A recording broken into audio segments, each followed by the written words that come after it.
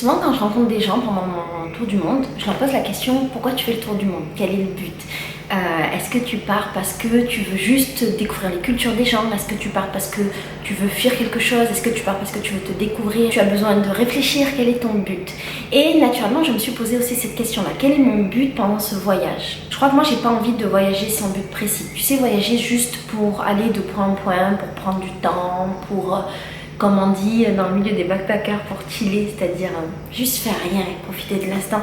Je suis pas capable et j'aime pas, et j'ai l'impression que c'est une perte de temps. Même si pour plein de gens ça l'est pas, je l'accepte totalement. Mais dans mon cas, j'ai l'impression que c'est une perte de temps. Et donc j'ai décidé de donner un but à mon voyage, de lui donner un sens. Et donc je me suis demandé comment je pourrais avoir un impact positif sur le monde, comment est-ce que je pourrais rayonner sur le monde. J'ai réfléchi à la vie que j'avais déjà, et dans la vie que j'avais déjà, je faisais mon maximum pour ne pas avoir d'impact, je faisais mon maximum pour le limiter, pour ne pas faire du mal à la planète.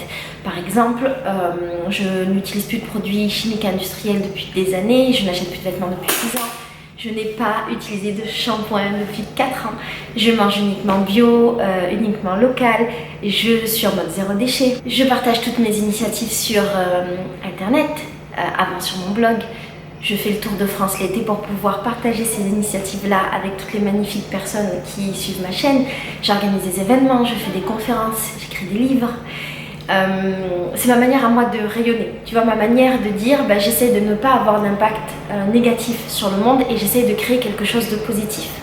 Et à un moment donné, j'ai eu la sensation que tout ça c'était chouette, mais que j'avais fait un petit peu le tour de la question et que j'avais besoin de quelque chose de plus grand. Tu vois, j'avais besoin d'aller dans le monde et de rayonner plus fort, du moins de rayonner plus loin. Et je me suis rendu compte pendant ma tournée des pique-niques cet été qu'en fait, il y avait beaucoup de gens qui avaient aussi cette ambition, il y avait beaucoup de gens qui voulaient rayonner, qui voulaient faire des belles choses, qui voulaient avoir un impact positif, qui n'étaient plus seulement dans le truc de se dire je veux pas faire de mal à la planète et je veux pas avoir un impact négatif sur le monde.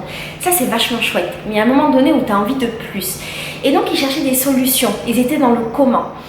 Et ça m'a donné l'idée du sens de mon voyage. Mon idée pendant ce tour du monde, c'est de créer quelque chose, d'être un lien entre toutes les personnes qui voudraient faire de belles choses et entre toutes les personnes qui font des belles choses mais qui ont besoin d'aide pour faire ces belles choses-là. Du coup, pendant ce tour du monde qui va durer probablement des années, parce que j'y vais très lentement et très doucement et que je prends le temps, pendant ce tour du monde, j'ai pour idée de découvrir, d'identifier, d'expérimenter des projets positifs qui concernent l'homme, l'animal et la planète dans tous les pays dans lesquels j'irai.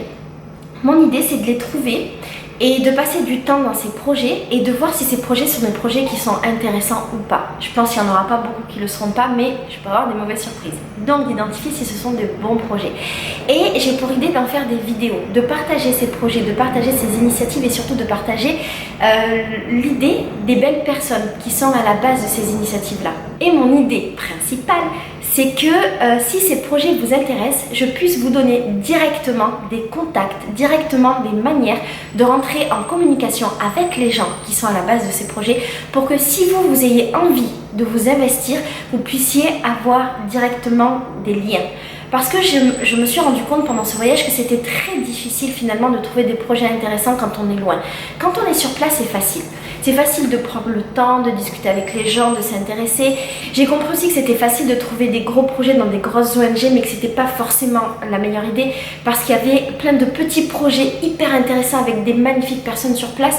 J'ai compris surtout qu'il y avait plein de petits projets partout dans le monde qui étaient géniaux avec de très belles personnes à l'initiative de ces projets et de très belles personnes sur place, mais que quand on était en France, c'était absolument impossible d'avoir accès à ces projets-là, pour plein de raisons.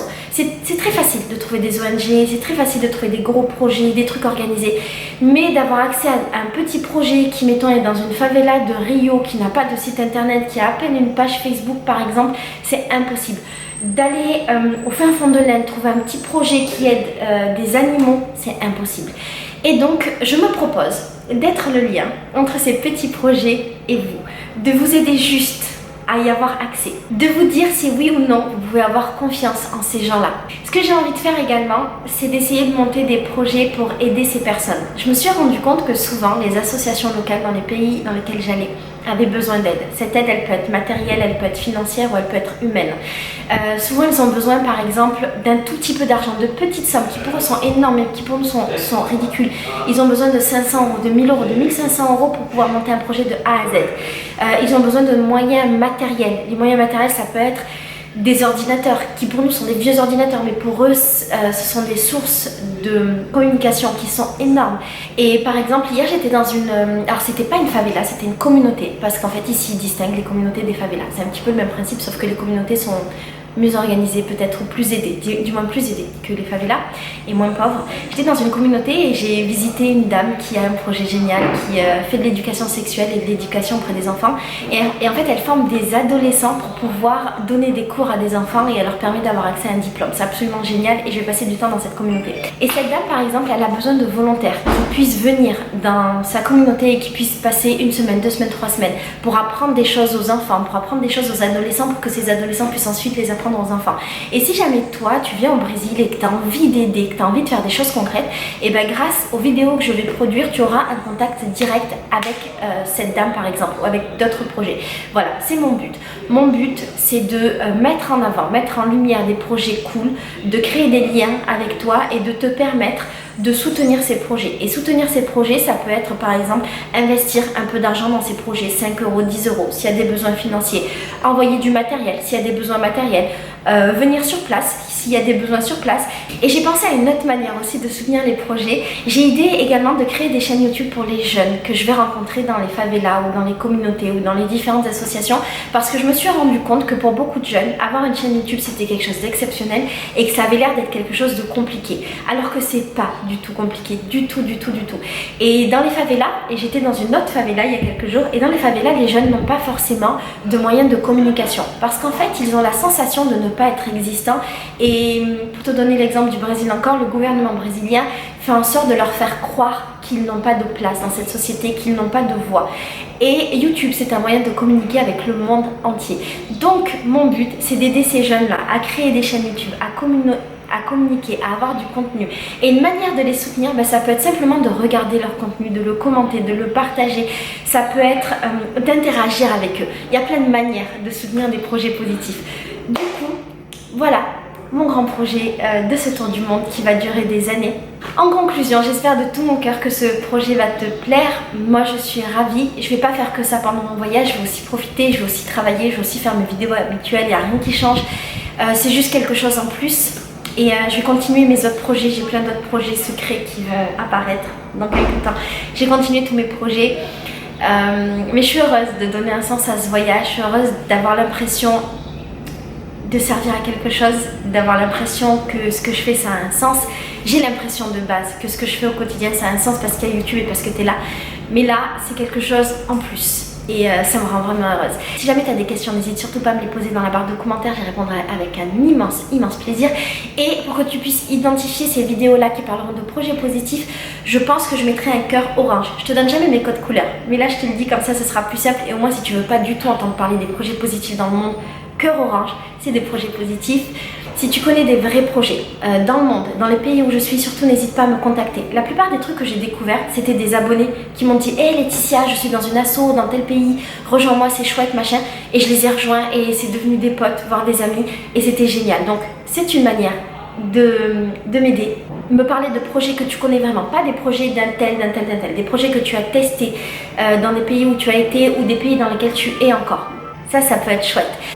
Et puis surtout, une manière de m'aider et de me soutenir dans ce voyage et dans ce magnifique projet, c'est simplement de continuer à regarder les vidéos, c'est de les partager au maximum et puis surtout d'être ouvert à tous ces beaux projets que je partage et d'aider les gens que je vais rencontrer. Ça, c'est la meilleure manière de me soutenir dans ce projet. Je te fais des gros bisous, je t'envoie beaucoup d'amour et j'ai très hâte de te partager les premiers projets sur lesquels j'ai travaillé quand j'étais en Asie, donc au Laos, en Thaïlande et en Inde, et les projets sur lesquels je travaille actuellement au Brésil. Je t'envoie bisous, ciao. Hola. Oh, you're Argentinos, no? No. No? Sí. Because... Uruguay. Hello, we are from Uruguay. He's Valentin. My name is Valentin. Saya Bye. balik yang langsung. And this is mate? Mate. Mate. I don't like mate, but No. No? maybe it's good. No.